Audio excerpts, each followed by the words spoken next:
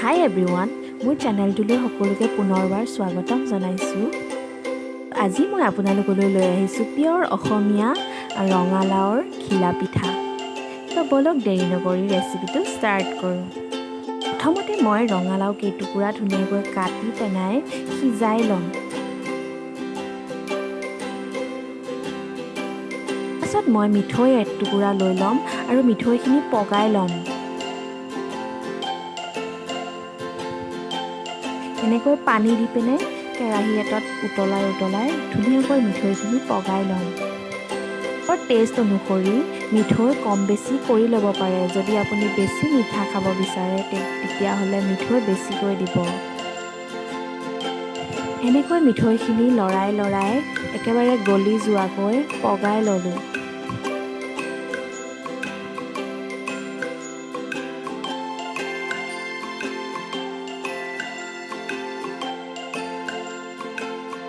তাৰপিছত মই সিজাই লোৱা ৰঙালাওখিনি হাতেৰে মোহাৰি ল'ম।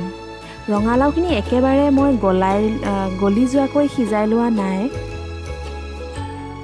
তো হাতেৰে ভাঙি দিছোঁ। ভাঙি পেলাই ধুনীয়াকৈ পিটিকা কৰি ল'ম।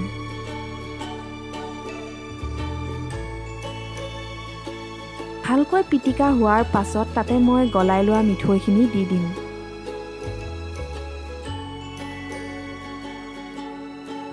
দি পেলাই হাতেৰে বা চামুচেৰে মোহাৰি ল'ব। হাতেৰে মোহাৰিলে মিশ্ৰণটো বেছি ভাল হয়, গতিকে মই হাতেৰে ধুনীয়াকৈ মোহাৰি দিছোঁ। তাৰপাছত মই তাতে ভাত খোৱা চাউলৰ পিঠাগুড়ি 2 কাপ দি দিছোঁ। মই ভজা পিঠাগুড়ি ব্যৱহাৰ কৰিছোঁ আৰু ভালকৈ সানি ল'ম।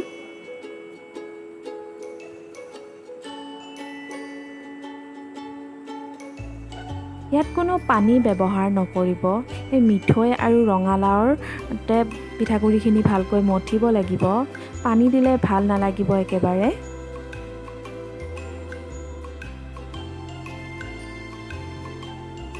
মোৰ ডোটো ৰেডি হৈ গ'ল। 5 মিনিটৰ কাৰণে ৰেষ্ট কৰিব দিব পাৰে বা তেনেকৈও বনাব পাৰে।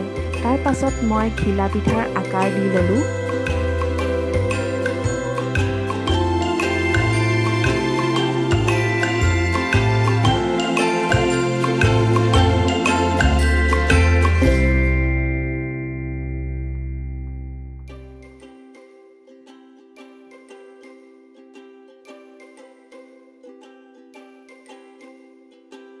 মই গেছত কেৰাহী পাতি ৰিফাইন তেল দি পেলাই পিঠাকেইটা এটা এটাকৈ ভাজি ল'ম।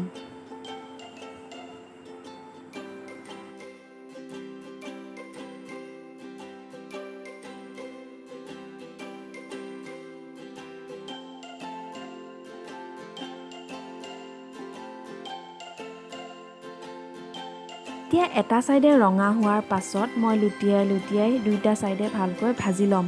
মিঠৈ দিছোঁ যিহেতু সেইকাৰণে বেছি ৰঙা হৈছে।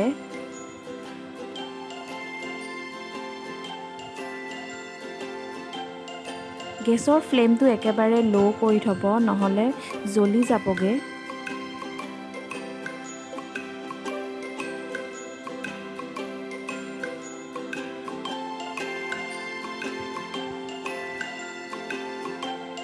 এতিয়া দুয়োটা ছাইডে ভালকৈ সিজাকৈ ভাজি ল'ম।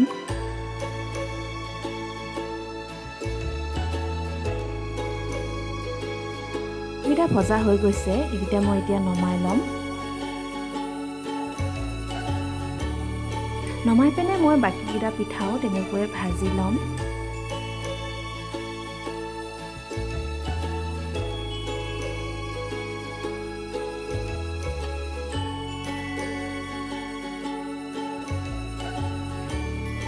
দুইটা ছাইডে ভালকৈ ৰঙা হোৱাকৈ ভাজি ল'ম।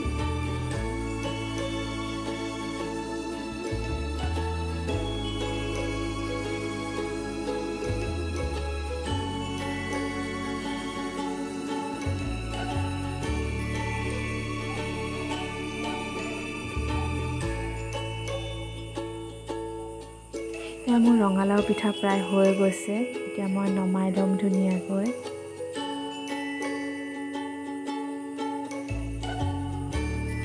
খাবলৈ খুব টেষ্টি হয় এবাৰ প্লিজ ট্ৰাই কৰি চাব আৰু ৰেচিপিটো যদি ভাল লাগিলে প্লিজ ভিডিঅ'টো লাইক কৰিব আৰু চেনেলটো ছাবস্ক্ৰাইব কৰি দিব নমস্কাৰ